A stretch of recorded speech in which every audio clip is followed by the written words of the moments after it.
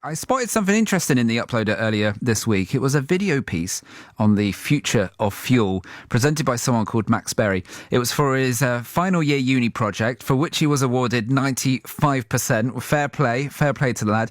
It was really well put together. So I invited Max in for a chat. You'll be hearing from him soon. But first, let's have a listen to a bit of his work on the future of fuel. This is the McLaren 720S, which turns petrol into both power and noise.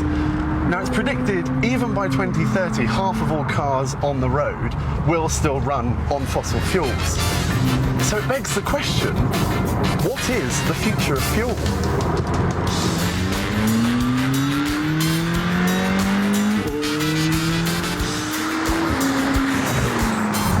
Good noise, that.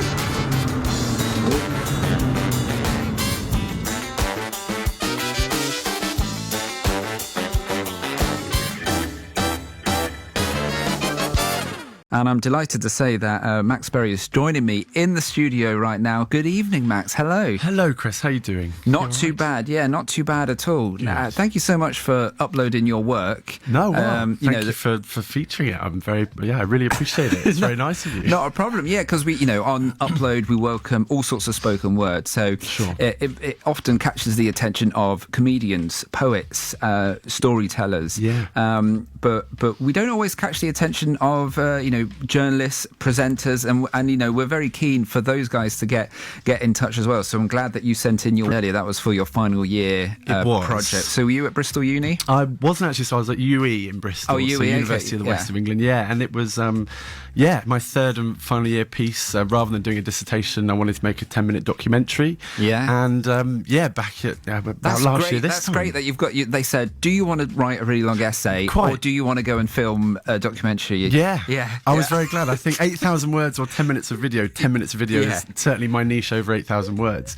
So I just about a year ago, in fact, last year this time, sat down at the start of third year, and with that kind of suggestion and question, I just thought, well, what am I genuinely intrigued to research? Do you know what I mean? Because I knew there would be detailed research with this, as you see if you watch it. And I'm so glad I picked a topic like fuel, because I'm a petrol head myself, and I'm interested where the future of cars is going. And let's be honest, we're lying to ourselves if we're all going to have an electric car by 2030 magically. And I thought, well, crikey, what are we going to be fueling our internal combustion engine cars with? And so that was the question. And I got onto Google and found various different people and individuals and companies, got hold of them and went and interviewed them. And that was that. So it's been a really genuinely interesting project, and I'm very glad I did it. So. Well, the video version is fantastic. It's really well shot. It's really well filmed. We should mention, where can people watch that? Absolutely. So the best place would be to go to YouTube and just to search for what is the future of fuel. And it will pop up. And if not, Max Berry Productions is the name it's under. So YouTube. Lovely. It starts off, the video starts off with you driving in a car, the camera on the side, very much Top Gear vibes. Are you inspired by shows like that? Oh, do you know, I've since I was 8 years old, I decided that I would be a Top Gear presenter, and there was just no argument. I know. And I still kind of have that naivety. I want to be a television presenter, or at least a broadcaster. And I've discovered there's more to life perhaps than cars, but actually energy is relevant to cars and fuel, but energy is relevant to so many other spheres as well. So I still want to be a presenter, don't get me wrong, but whether it's looking into energy or cars or whatever it might be, I don't mind. So I'm glad you thought it was Top Gear-esque, because to be honest, it was meant to be. So that's good. I'm pleased. The wonderful thing is that actually nowadays, even though there's still only a few people presenting Top Gear, there's plenty of ways to present pieces, and you can get them on the internet. You can build up your following that way. There's lots of different broadcast mediums, so that's really great. Let's talk a little bit about the future of fuel. So what are the main things that you learn in the piece? Well, look, so the first people I speak to in the documentary, as we heard there and as you would see on YouTube, is a firm called OXCCU Tech, and they're actually a spin-out company from Oxford University. And I have to say, they were the first people I went and interviewed, and it opened my eyes to just how fascinating university research really is. I think there's this idea that actually people just sit around wearing glasses and not doing a lot. But actually, I went along, and it was like you almost couldn't believe what they were doing. Do you know what I mean? And so OXCCU basically are taking carbon dioxide from the atmosphere, which is our big problem, right? So one of the feedstocks for this fuel they make is carbon dioxide. Then you take hydrogen from water, and those are literally your two raw materials. So as gas forms, they come in, and basically they produce zero emission jet fuel. So that's jet fuel, high octane jet fuel that could go in, you know, the Boeing 747s we take on holiday, and it would perform just as well. Do you know what I mean? Wow. It would perform just as well. All that would come out the back, though, is carbon dioxide, which is your feedstock that goes straight back into the fuel manufacture. And I think as time goes on, circular economies is going to be something that we hear a lot just with the environment. And it's where basically what you make something with is also the waste product of that thing. Yeah. So this fuel, you use carbon dioxide to make it, you burn it, and all that's left is CO2, which goes straight into the next barrel. Wow. And do you know what I mean? It's just fascinating. And I think it's a bit like with the vaccines, you know, there was a kind of period during the pandemic where we weren't sure where we were going. Do you know what I mean? And I feel like maybe it's a bit like that with the environment at the moment. We're a bit like, oh. And actually, for the first time talking to someone about the environment, I was feeling positive. Do you know what I mean? Normally it's just like, oh dear me.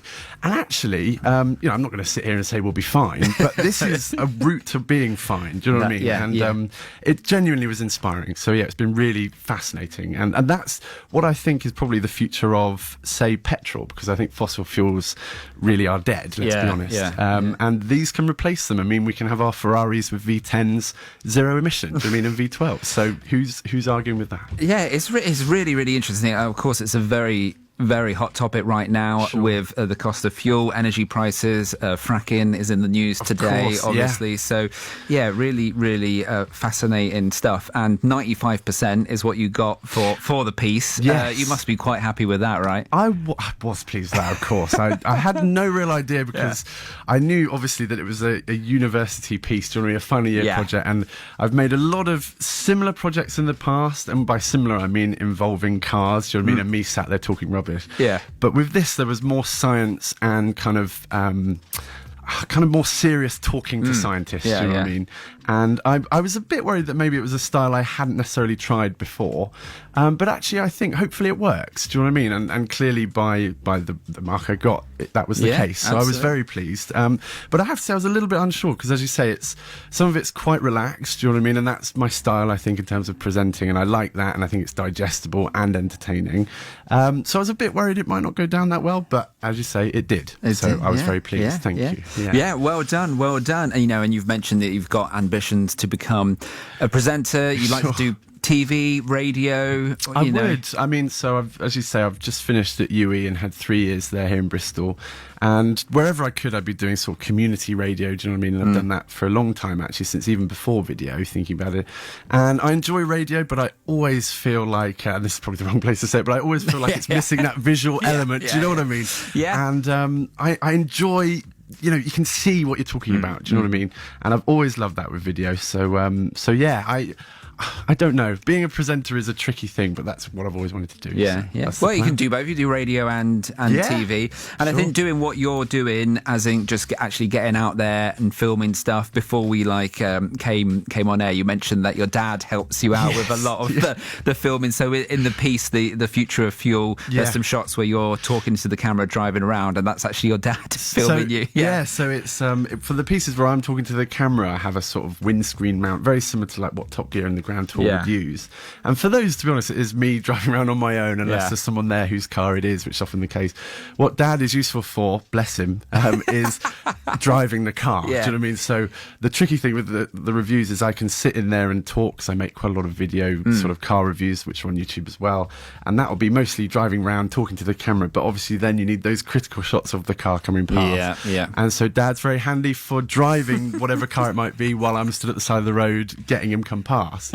And it's as slow a process as you can imagine. Like drive to the point, get out, him back up, and then drive past. But it's good fun, and I appreciate his help. So, Well, you know, filmmaking takes a long time. You know, radio is a bit more. You know, you've only got to deal with the audio.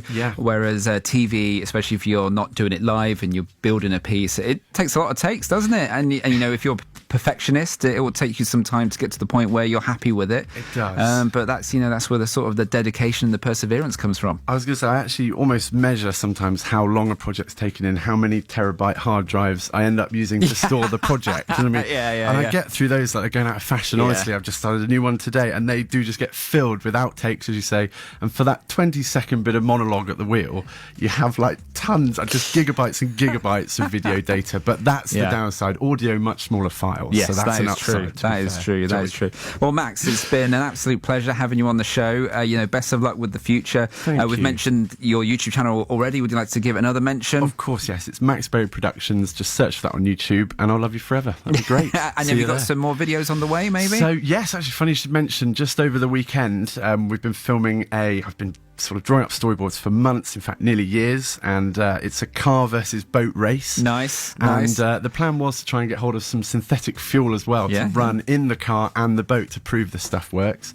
I should say, actually, a good friend of mine, Zach, who I met at university in UE, has been really helpful with doing those shots and meaning Dad gets some time at home. Do you know what I mean? Because I can drive the car and he can get the shots from the side of the road.